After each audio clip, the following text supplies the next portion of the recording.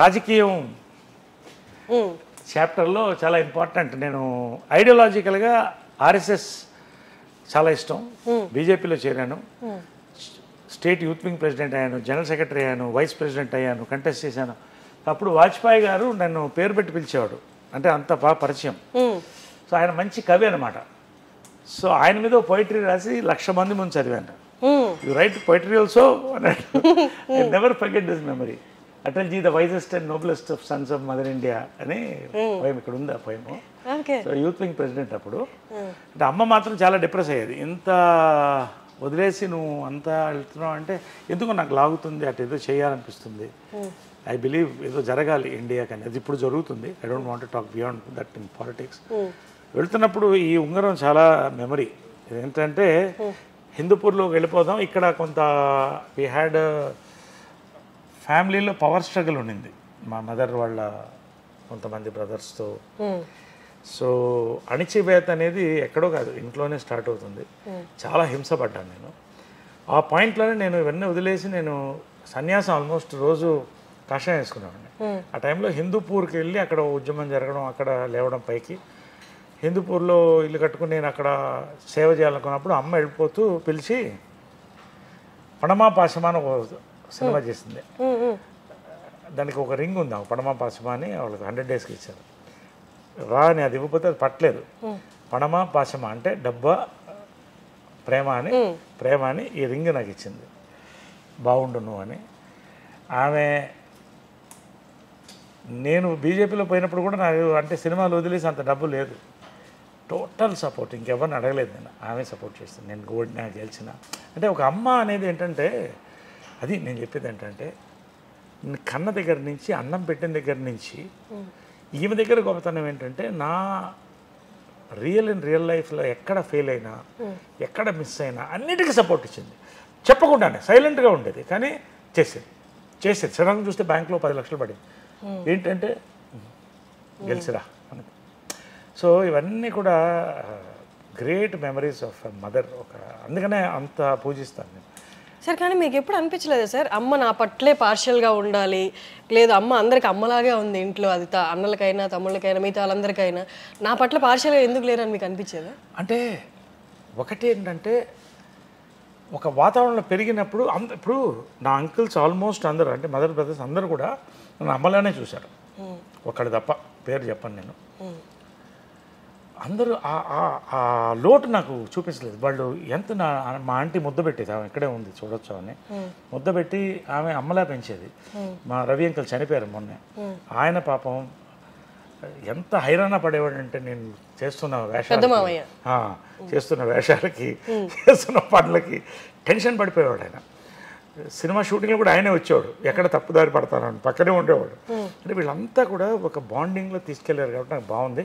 సరే, ఒక్కొక్క ఫ్యామిలీలో ఒక చీడ పురుగు ఉంటుంది, అది ఆ ఇబ్బంది కూడా పడ్డాను. నన్ను వేరు చేయడం మదర్ దగ్గర అని చాలా ప్రయత్నం జరిగింది. ఎందుకంటే నేను స్ట్రాంగ్ పర్సనాలిటీ, ఇక్కడ ఒక ఎంపైర్ ఉంది, దీన్ని డిస్ట్రాయ్ చేయడం అంటే నన్ను డిస్ట్రాయ్ చేయాలి, వాళ్ళు లాభపడాలని ట్రై చేసిన. ఇవన్నీ జాయింట్ ఫ్యామిలీలో సహజమైంది, నేను కాదంట్లా. బట్ ఆ గ్యాప్ ఎంత పవర్ఫుల్గా ఉంటుందంటే, నేను బిజీలో ఉన్నాను షూటింగ్లో, రాజకీయంలో, మదర్ని బ్రెయిన్ వాష్ చేసి ఒక డిస్టెన్స్ని పెంచేస్తే ఏంటిది అంటే, ఏంటి ఒక నార్మల్ మదర్ సన్ లాగా లేవు. అంటే సెలబ్రిటీగా బిజీగా ఉండి నేను చూసేవాడిని. షూటింగ్ పొద్దున్న మేకప్ వెళ్ళేవాళ్ళు ఇద్దరు, మళ్ళీ సాయంకాలం వచ్చేవాళ్ళు, మళ్ళీ నాతో పలకరించేది, 1 గంట ఆడుకునేవాళ్ళం చిన్నపిల్లప్పుడు. ఇదంతా చూశాను. కానీ ఈ ఏజ్లో ఏజ్ అవుతుంటే ఎందుకు నాకు దూరంగా ఉందంటే, మీతో మాట్లాడదు ఏమి లేదు. కానీ ఒక అదంటారు హ్యాండ్స్ డిస్టెన్స్. ఎందుకంటే ఒకటేంటంటే, జాయింట్ ఫ్యామిలీలో అందరినీ బ్యాలెన్స్ చేయాలి. నేను ఒక పవర్ఫుల్ పర్సన్, ఆమె అవతల మనిషిని నమ్మింది, అన్ని పనులు అతని వల్ల జరుగుతుంది. ఓకే, సూపర్వైజ్ చేసేవాళ్ళు మొత్తం టోటల్గా హ్యాండ్లింగ్. కాబట్టి ఎక్కడ నేను దూరుతా అది డిస్టర్బ్ అయిపోతుంది వాళ్ళకని భయం. ఇవంతా ఎవరు తప్పు ఎవరు చెడ్డు అని నేను అన్ను. కానీ దీంట్లో నలిగింది ఎవరంటే, అమ్మ సైలెంట్గా నలిగింది, నేను భయంకరంగా నలిగాను. కానీ అమ్మకి కృష్ణ గారు ఉన్నారు, నేను ఒంటరివాడిని అయిపోయాను.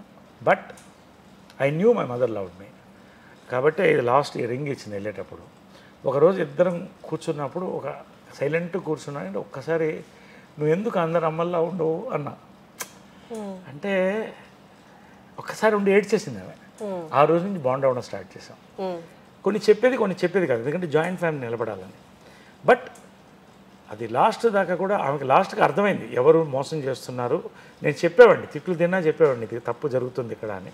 I don't want to talk much about it. But ఫైనల్గా ఒకటి చెప్పింది, ఎవరుంటే ఉన్నాయి, ఎవరు పోతే పోనీ, ఇది నీది, నీ పిల్లలకి నేను చేసి పెట్టింది, కృష్ణ గారు చేసి పెట్టింది, నువ్వు హ్యాపీగా ఉండు, ఒక మాట నీతో ఎవరుంటే వాళ్ళని నాన్నదమ్ములు లాస్ట్ వరకు బాగా చూసుకోవాలి.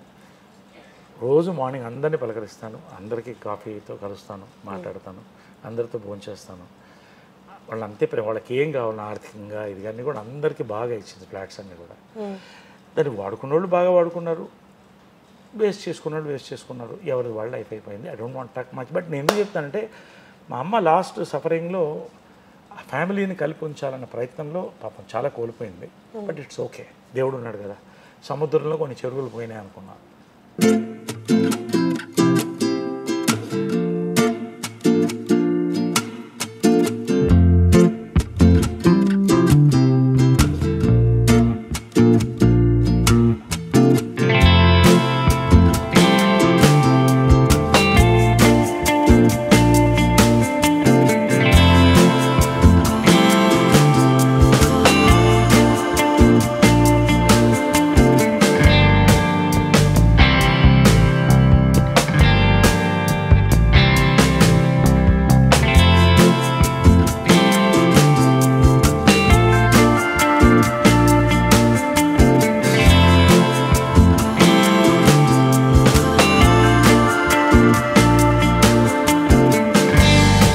పంచశతాబ్ది ఉత్సవాల్లో ఆ రోజున సమ్మర్లో పిడుగులు రాలితో వర్షం కూర్చుంది. సో ఇట్స్ మెమరబుల్ ఇదనమాట. అది కృష్ణదేవరాయలు వేషం వేసింది. నవరసరాయన్ బిరుదు కూడా తర్వాత ఇచ్చారు నాకు. సో ఆ బిరుదుని నేను తీసుకున్నాను. ఇది నా లాస్ట్ జంప్. ఇక్కడ ఫస్ట్ జంప్ చూసారు ఇందాక యాక్సిడెంట్ అయ్యింది అన్నారు కూడా కదా, the leap before the accident.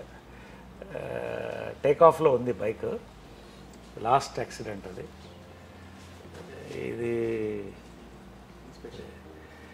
ఇది లాస్ట్. అంటే ఈ ఇన్సిడెంట్ ఏంటంటే జనరల్గా తల్లులకి కొడుకులకి మధ్యన ఇలాంటివి జరగవు. ఆమె షూట్ చేయాలి, జంప్ చేయాలి బైక్లో. అది జనరల్గా ఒక తల్లి కొడుకు అలాంటి సన్నివేశాలు రావు కదా. 100 కోట్లలో ఒకరికి వస్తుంది, అంతేగా ఆలోచిస్తే 100 కోట్లలో ఒకరికి. చాలా జంపులు నాకు చేయించిన ధైర్యంగా వాడు చేస్తాడు అనేది. ఆ రోజు నేను ఆకలితో వచ్చాను, వాటర్ డైట్ మీద ఉన్నాను, బాడీ వెయిట్లో సపరేట్గా లావ్ అయ్యాను. చెప్తుంది మార్నింగ్ వస్తే కోపంగా ఇలా చూస్తుంది నన్ను, లేట్గా వచ్చావని. టేక్ అన్నాను, ఒక జంప్ అయిపోయింది, 1 మోర్ అన్నాను. అది టేక్ ఆఫ్ అయితే స్టంట్ మాస్టర్ కూడా లేడు, నేనే స్టంట్ మాస్టర్. అప్పుడు రోప్స్ వేయలేదు. 20 feet ఎయిర్లోకి వెళ్ళి గ్లూకోజ్ డ్రాప్ అయ్యి ఫెయింట్ అయిపోయాను. అప్పటికి చెప్తున్నాను, స్లో మోషన్లో క్యాప్చర్ అయింది మొత్తం. వాడు దిగేస్తాడు అంటుందంట. పడితే ఫేస్ మీద పడ్డాను. ఇక్కడ పడి మొత్తం బ్లడ్. నాకు తెలీదు, లేచి చూస్తే ట్రాఫిక్లో ఉన్నాను, చూస్తే మొత్తం బ్లడ్ ఉంది, బతికున్నానని తెలిసింది. అమ్మ ఎక్కడా అని అడిగా. ఆమె ట్రాఫిక్లోకి వెళ్ళి నా కొడుకు దెబ్బ తగిలింది, కానిస్టేబుల్ని అడుగుతుంది కొంచెం ట్రాఫిక్ క్లియర్ చేయండి అని. నాకేంటంటే ఆమె కొంచెం హైపర్ టెన్షన్ ఉంది. ఆమె ఏమన్నా అయిపోతుందేమన్నా, అమ్మకి బాగున్నానని చెప్పండి అని పెడతాను ఇలాగా.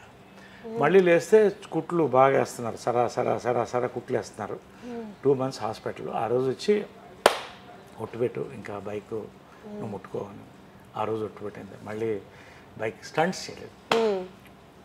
Rare incident. అంటే తల్లి కొడుకుల మధ్యన ఇన్సిడెంట్ రేర్గా ఉంటాయి. సో మాకు అవన్నీ అలా ఒక ఇది నవీన్ మదర్, నేను 3 generations ఆఫ్ తెలుగు సినిమాని. వాడి 5th birthdayకి అప్పుడు చేసిందమ్మ. సార్ అంటే మీకు 7 years అప్పుడు కృష్ణ గారిని మ్యారేజ్ చేసుకున్నారమ్మా. మీరు జలస్ ఫీల్ అవ్వలేదు? ఆ ఏజ్లో మీకు ఏం తెలీదా? మీకేం తెలియదు కదా? నాకేం తెలీదు. But I knew she was, ఏదో అమ్మ హ్యాపీగా లేదని తెలుసు. బట్ కృష్ణ గారు కూడా ఆ లోటు రానివ్వలేదు.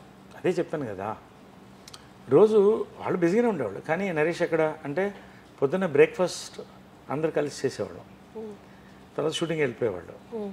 ఈవినింగ్ రాగానే పైకి వెళ్తే ప్రియా కూడా వచ్చేది, అప్పుడప్పుడు ఆడుకునేవాళ్ళం. అలా అందరిని కలిసి తీసుకెళ్ళేవాళ్ళు డ్రైవింగ్కి, అందరిని కలిసి షాపింగ్ తీసుకెళ్ళేవాళ్ళు. So he is my not just my step father, is my god father. So మీరు ఇమ్మీడియట్గా యాక్సెప్ట్ చేయగలిగారా? I was too small and మా మదర్ ఏది చేసినా కరెక్ట్ అనిపించేది అంతే. అండ్ ఆ మనిషి కూడా ఎటువంటి మనిషి అండి, దేవుడు. సో అది అలా